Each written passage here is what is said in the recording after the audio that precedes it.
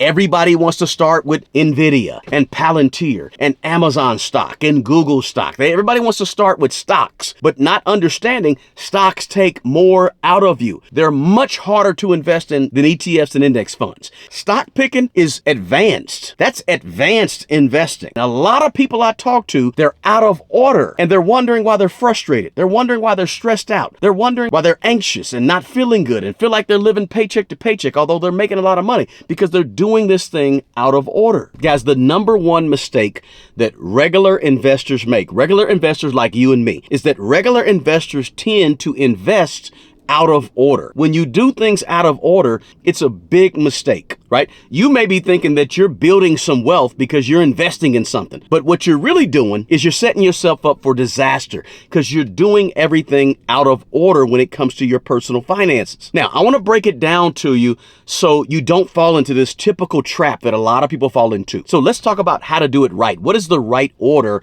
of investing? The first thing is this, and I always say this, but it's very, very important. You have to secure your foundation.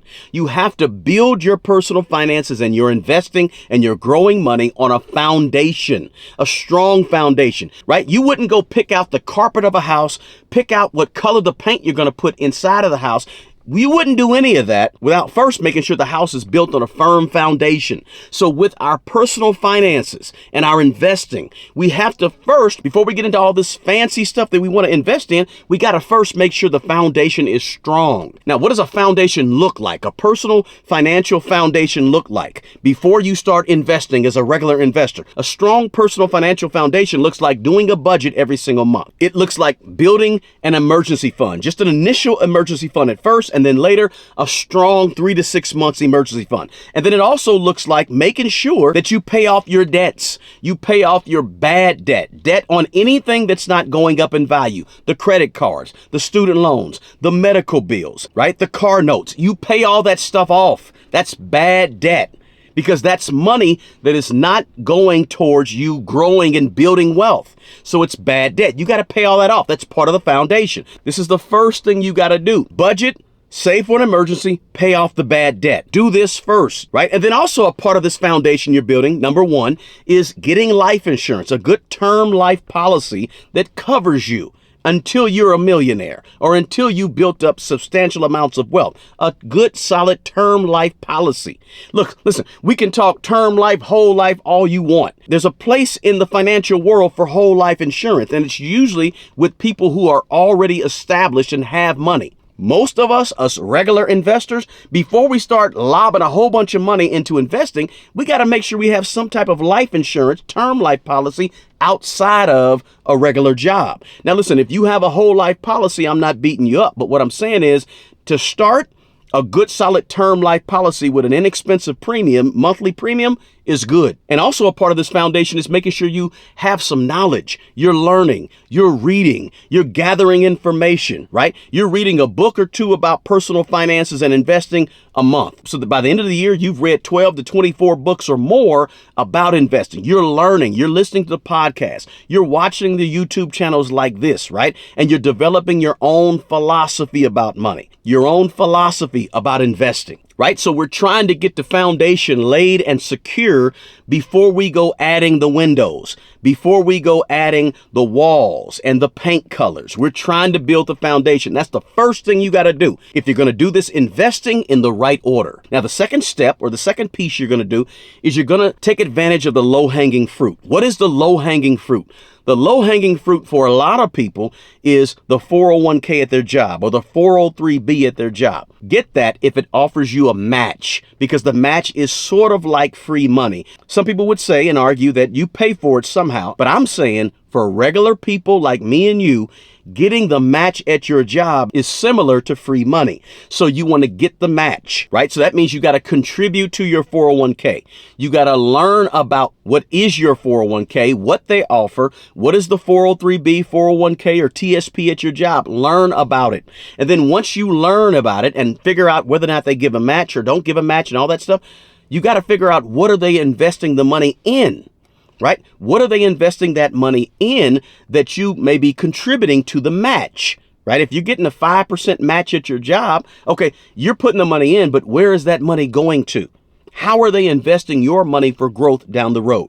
You got to know that stuff. That's the low-hanging fruit, because most people, a lot of people, have options to actually invest in a 401k at their job. Match or not match, right? And if they have a Roth option, that's always a good opportunity as well. But we're trying to build this thing up in layers here. Now, here's the kicker. If your job does not offer a match, or if you don't like where they put your money into at your job, you can always open up a brokerage account and invest a tiny bit of your money every single month, 3%, 4%, towards a brokerage account. Right? That way you get accustomed to investing in the market somehow. So you open a small brokerage account at Robinhood, Vanguard, Schwab, or maybe even Moo. You open up that account and you start investing in that account, not in stocks, but maybe ETFs and index funds. And we'll talk about that in a minute. But the point is, you get in the habit of doing a little bit of investing, either getting the match at your job or investing at your job, or having a small, tiny percentage of your money going towards a brokerage account.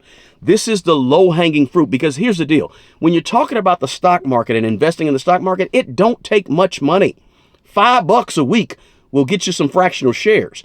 $10 a month. 30, 50 bucks a month. Anything you can do is better than nothing, because it gets you started in the game at the base level. Now, again, all of this low-hanging fruit is still only the second level, right? It's only the next thing you should be doing if you're trying to invest. So when you're investing in your 401k, getting the match, or you're investing in your TSP, or you open this brokerage account and start putting a small amount of your money in, 3% or 4% of your monthly earnings, you start putting that in, be sure you're investing in ETFs and index funds.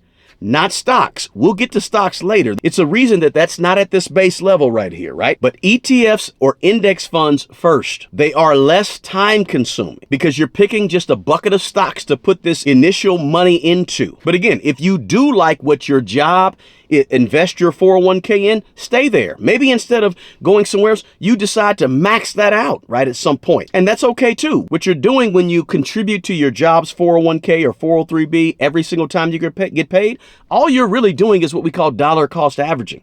You're putting the same amount, maybe it's a percentage, 2 or 3% of your money, the same amount into the same accounts always. That's just dollar cost averaging. You're doing it already if you're contributing. This is the second tier. From the bottom of this foundation that we're laying, the next level is the low-hanging fruit at your job, or the low-hanging fruit of putting 3 to 5% into a brokerage account. Guys, if you're getting anything out of this video, do me a favor and smash that like button below. Also, please share this video with your friends, your family, and your network of people. And don't forget to drop that comment below. I want to hear from you. And if you're not a subscriber to this channel, please consider subscribing to my channel. Now, let's get back to the video. Now, the next level that you should be considering investing is something like real estate. Adding some real estate to your portfolio is a good thing. And when I say real estate, I'm talking income producing real estate. Real estate that's going to pay you every single month, whether it's a commercial building or it's residential, whether it's multifamily, single family, doesn't matter, duplex, triplex, whatever. Get you some real estate at this point. Income producing real estate is a great wealth builder. And be sure that if you do that, you get real estate that actually cash flows. In other words, you can make $100 a month on a piece of real estate. That's $1,200 a year, right? But guess what? If the water heater goes out or you have a major plumbing issue and it's over $1,200 in a year, okay, you've used up all of your profits for the year just by taking care of a repair. If the repair is $2,400 or more, you've used up 2 years worth of profits if you're only getting $100 a month from that piece of rental property. So here's my thing.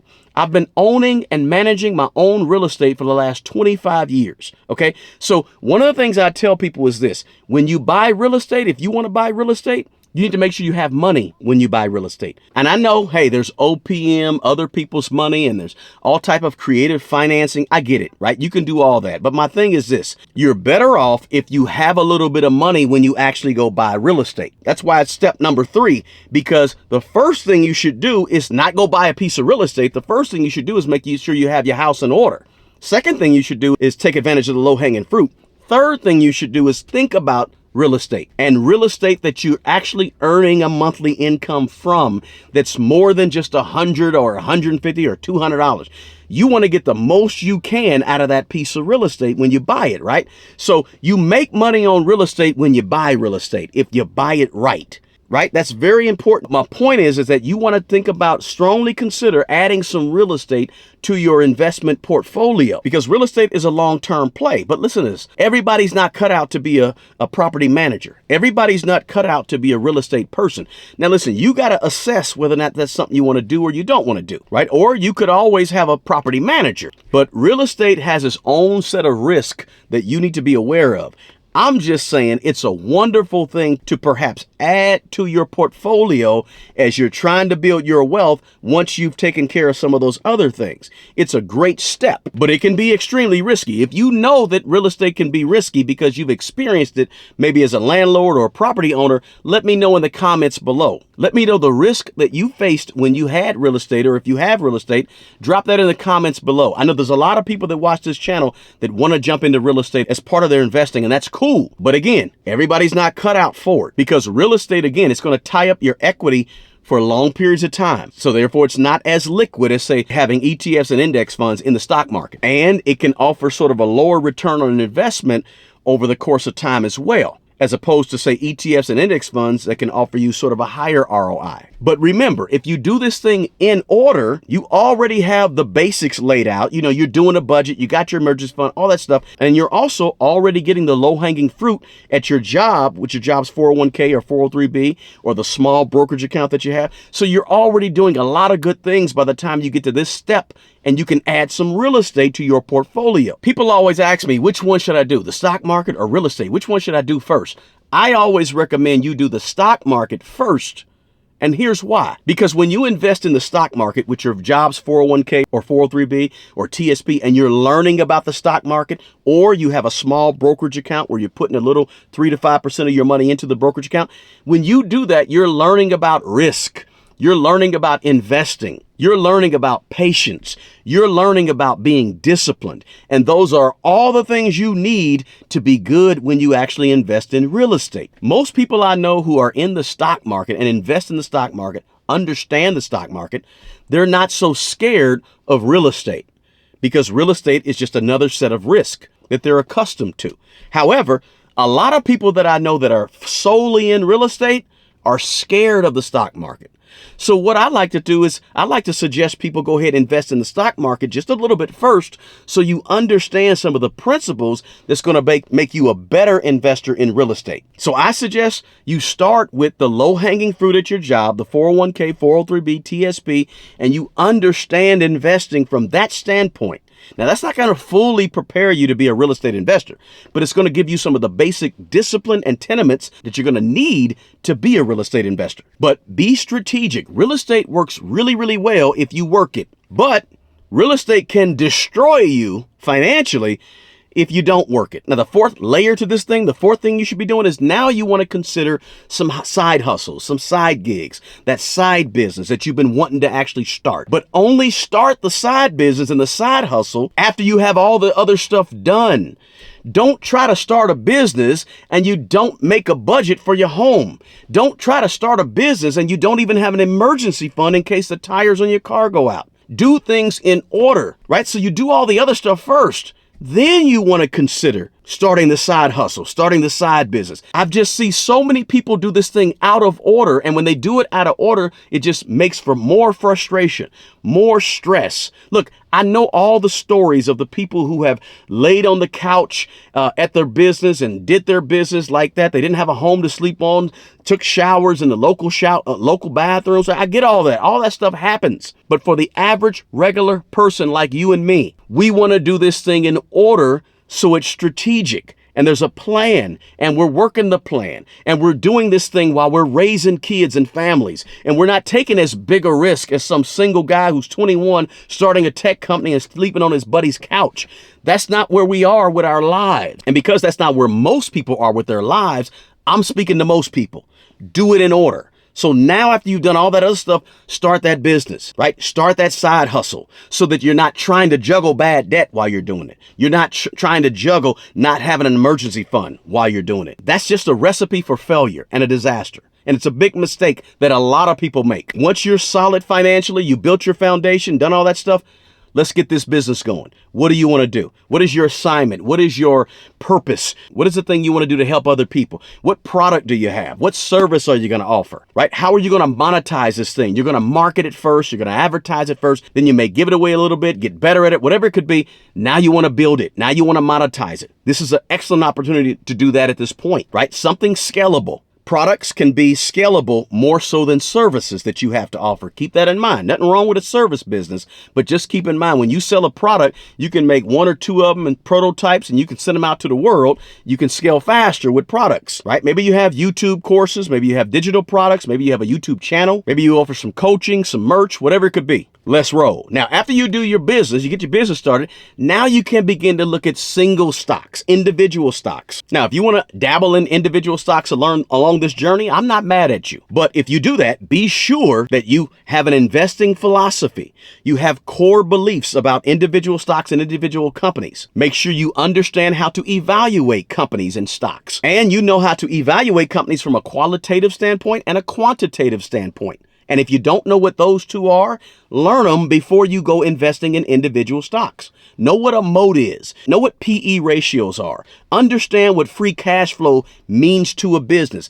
This is why investing in individual stocks is harder than investing in ETFs and index funds. But guess what? Everybody wants to start with NVIDIA and Palantir and Amazon stock and Google stock. Everybody wants to start with stocks, but not understanding stocks take more out of you. They're much harder to invest in than ETFs and index funds. You got to know some stuff if you invest in individual stocks. This is why it's right here at this part in the order, the optimum order of investing. Individual stocks fall a little low on the totem pole because they're more difficult. They're more risky. It takes more to understand to invest in an individual stock, right? Before you invest in individual stocks, you have to be able to understand all of the things that you need to understand to properly review and evaluate a company and a company stock. You got to know it. Otherwise, you're just guessing and gambling and grasping at straws, right? Stock picking is advanced. That's advanced investing. And people think that it's not advanced. People think it's simple. It's easy. It's at the beginning. No, that's advanced investing, right? Do not touch individual stocks if you have bad debt. Do not mess with investing in individual stocks if you don't have a budget, if you don't have any emergency money, or if you're not even at least getting the match at your job, the low-hanging fruit. If you're sort of new to this thing and you don't understand it and you haven't invested in ETFs and index funds, I wouldn't be invested in stocks.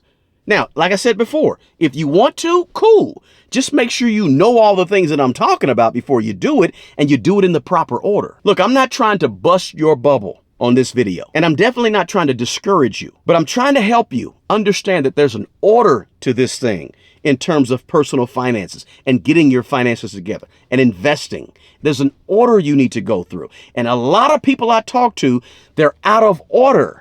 And they're wondering why they're frustrated. They're wondering why they're stressed out. They're wondering why they're anxious and not feeling good and feel like they're living paycheck to paycheck, although they're making a lot of money, because they're doing this thing out of order, right? You can pick stocks haphazardly if you want, but I'm trying to get you to do this thing right. Now, the sixth thing is this. The sixth level to this thing is this. Once you've done all the other things that I talked about in this video, then and only then should you be considering alternative investments. Now, what are alternative investments? Those are your cryptos, your Forex, your gold and your silver, right? Your private equity or your syndications. All those things come after you do everything else.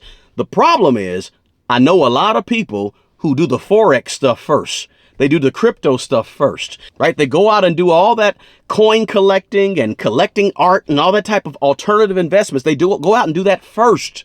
That's the problem. That's last. Get all the basic stuff out the way first, right? Because these things are the more volatile, more riskier types of investments. And a lot of people jump right into the risky stuff first.